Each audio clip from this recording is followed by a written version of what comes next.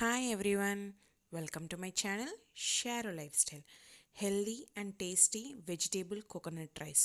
ఇప్పుడు festival season కదా, ఇంట్లో తప్పకుండా కొబ్బరికాయ కొడతాం కదండి. ఒక్కసారి నేను చెప్పినట్టు కొబ్బరి పాలతో ఈ రెసిపీ ట్రై చేయండి, మీకు తప్పకుండా నచ్చుతుంది. ఓకే, ఇప్పుడు ప్రాసెస్ చూద్దామా. ప్రెషర్ కుక్కర్లో గీ వేసుకొని కొంచెం వేడయ్యాక బిర్యానీ స్పైసెస్ వేసుకొని ఫ్రై చేసుకున్నాక ఇప్పుడు పచ్చిమిర్చి అండ్ కొంచెం కరివేపాకు వేసుకొని సాటే చేసుకున్న తర్వాత మీకు నచ్చినవి, మీకు అవైలబుల్గా ఉన్న వెజ్జీస్ అన్నీ వేసుకోవచ్చు. నేనైతే బ్రింజాల్, క్యారెట్, ఆలు, మిల్ మేకర్, స్వీట్ కార్న్, కొంచెం ఎక్కువ స్పైసీనెస్ కోసం క్యాప్సికమ్, ఇంకా చిక్కుడు గింజలు ఉంటే అవి కూడా వేసుకున్నాను.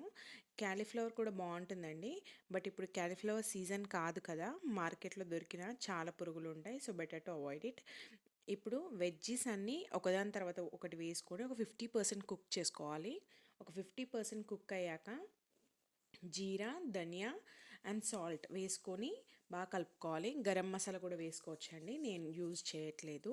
ఇప్పుడు అల్లం వెల్లుల్లి వేసుకున్న తర్వాత బాగా కలుపుకున్నాక ఇప్పుడు నేను ఇక్కడ బాస్మతి రైస్ తీసుకున్నాను. నార్మల్ రైస్తో కూడా చాలా బాగుంటుంది. రైస్ వేసుకొని కొంచెం ఫ్రై అయ్యాక కొబ్బరి పాలను తీసుకోవాలండి. ఇక్కడ నేను 4 కప్స్ ఆఫ్ రైస్ తీసుకున్నాను. 6 కప్స్ ఆఫ్ మిల్క్ వేసుకుంటే బాగుంటుంది. ఒకవేళ మనకి కొబ్బరి పాలు తక్కువై సరిపోలేదంటే మనం వాటర్ కూడా మిక్స్ చేసుకోవచ్చు. ఇప్పుడు సాల్ట్ అడ్జస్ట్ చేసుకొని ఒక 3 విజిల్స్ తీసుకుంటే మన వెజిటేబుల్ కోకోనట్ రైస్ రెడీ అయినట్టే. మనం దీన్ని పన్నీర్ కర్రీతో కూడా బాగుంటుంది, ఇంకా సింపుల్గా రైతాతో కూడా చాలా బాగుంటుందండి. రెసిపీ నచ్చితే తప్పకుండా ట్రై చేయండి. Thank you for watching. Please subscribe to my channel.